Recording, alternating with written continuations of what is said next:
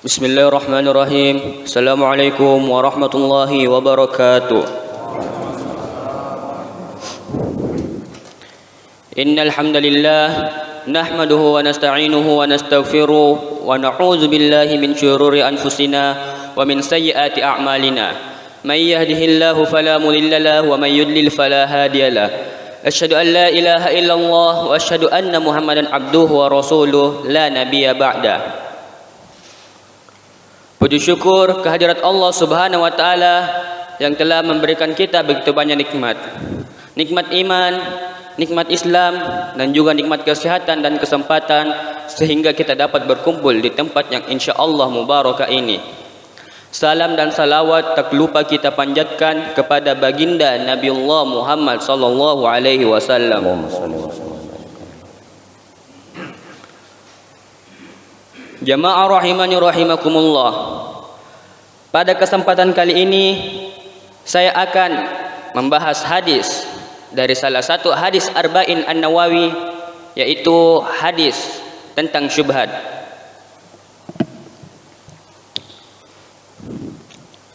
Innal halala bayyin wa innal harama bayyin. Sesungguhnya yang halal itu jelas dan yang haram itu jelas. Wa bainahuma umurun mushtabihatun la ya'lamuhunna katsirun minan nas.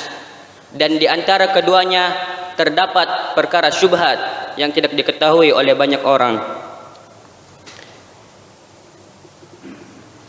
Jemaah rahimani rahimakumullah. Syubhat sendiri adalah samar-samar atau perkara yang tidak diketahui jelas hukumnya. Sebagaimana yang dikatakan dalam hadis, di antara perkara yang halal dan haram terdapat perkara syubhat. Terkadang kita menjumpai hal-hal seperti ini dalam keseharian kita. Oleh karena itu, agama kita menjelaskan semua perkara yang biasa dihadapi manusia, baik yang besar maupun yang kecil. Jamaah rahimani rahimakumullah. Menurut Ibnu Munzir, syubhat sendiri terbagi menjadi 3. Yang pertama, sesuatu yang haram lalu tercampur dengan yang halal. Dalam Islam, hukum menyembelih hewan harus dengan mengucapkan nama Allah. Oleh karena itu, apabila orang kafir menyembelih hewan lalu tercampur oleh hewan yang disembelih orang muslim, kemudian kita bingung daging mana yang halal dan yang mana yang haram, maka kita tidak boleh memakan daging itu kecuali mengetahui betul mana daging yang halal. Yang kedua, sesuatu yang halal lalu timbul keraguan, yaitu seseorang yang merasa ragu atas sesuatu yang sebelumnya halal. Misalnya seperti orang yang ragu apakah wudunya sudah batal atau belum. Yang ketiga, sesuatu yang tidak diketahui asal-usul halal dan haramnya. Jenis ini merupakan yang paling umum, di mana seseorang merasa ragu apakah perkara itu halal atau haram. Seperti yang dialami Rasulullah SAW yang menemukan sebuah kurma di tikarnya. Beliau tidak memakan kurma tersebut karena khawatir kalau kurma itu adalah kurma sedekah. Jemaah rahimani rahimakumullah. Rasulullah juga pernah bersabda, "Da'ma yaribuka ila ma la yaribuka." Tinggalkanlah apa yang meragukanmu dan kerjakanlah kepada apa yang tidak meragukanmu. Hadis ini juga memiliki kaitan dengan perkara syubhat. Masih sambungan hadis tentang syubhat. Famanittaqas syubuhati faqad istabara'a lidinihi wa 'irdihi. Dan barang siapa yang meninggalkan perkara syubhat, maka dia telah menyelamatkan agama dan kehormatan dirinya. Sebagaimana dalam sabda Nabi, orang yang meninggalkan perkara syubhat, dia telah menyelamatkan agama dan kehormatan dirinya. Itu merupakan salah satu manfaat meninggalkan perkara syubhat. Adapun manfaat lainnya adalah kita terbebas dari perkara yang diharamkan. Jika hal seperti ini saja kita takut, pasti hal yang lebih besar, kita lebih takut pula kepada Allah Subhanahu wa taala.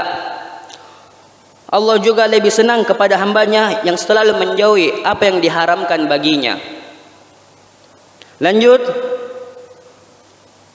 waman waqa'a fi syubuhati waqa'a fil harami, dan barang siapa yang terjerumus ke dalam perkara syubhat, maka dikhawatirkan dia akan terjerumus ke dalam perkara yang diharamkan. Karra'i yar'a haulal hima yushiku an yarta'a fihi, sebagaimana seorang penggembala yang menggembala di sekitar daerah larangan, maka dikhawatirkan hewan gembalaannya akan masuk di daerah tersebut. Oleh karena itu, kita sebagai muslim yang baik jangan sampai terjerumus ke dalamnya, karena kita dikhawatirkan akan terjerumus ke dalam perkara yang diharamkan, sebagaimana seorang penggembala dalam sabda tersebut. Alangkah lebih baik kita berhati-hati dalam perkara syubhat ini, sebab apabila kita terjatuh ke dalam perkara yang diharamkan, maka kita termasuk orang yang melanggar perintah Allah Subhanahu wa taala. Maka dari itu, meninggalkan perkara syubhat merupakan tindakan yang paling baik dalam menghadapinya. Lanjut, ala wa inna likulli malikin hima, dan ketahuilah bahwa setiap raja memiliki larangan. Ala wa inna himallahi maharimuhu, dan larangan Allah adalah apa yang diharamkannya. Tujuan perumpamaan tersebut adalah agar tampak jelas, seperti seseorang melihat tanah yang dipagari. Pada saat itu, raja-raja memiliki tanah yang dipagari yang dikhususkan untuk hewan-hewan ternaknya, dan mengancam dengan hukuman yang keras bagi orang yang mendekatinya. Orang yang takut dengan hukuman raja tentu tidak akan mendekati pagar tersebut. Namun bagi orang yang tidak takut, ia akan mendekatinya dan menggembala di tepian pagar hingga melintasi pagar yang ada. Akibatnya ia pun mendapat hukuman. Sebagaimana para raja, Allah Subhanahu wa taala juga memiliki pagar. Pagar-pagar tersebut adalah berbagai larangannya. Barang siapa yang melanggar larangan-larangan tersebut akan mendapatkan hukuman baik di dunia maupun di akhirat. Barang siapa yang mendekati larangan dengan melakukan perkara-perkara syubhat, maka ia pun dikhawatirkan dan bahkan bisa terjerumus pada hal yang dilarang. Lanjut, ala wa inna fil jasadil mudghah, dan ketahuilah bahwa di dalam tubuh ini terdapat segumpal daging.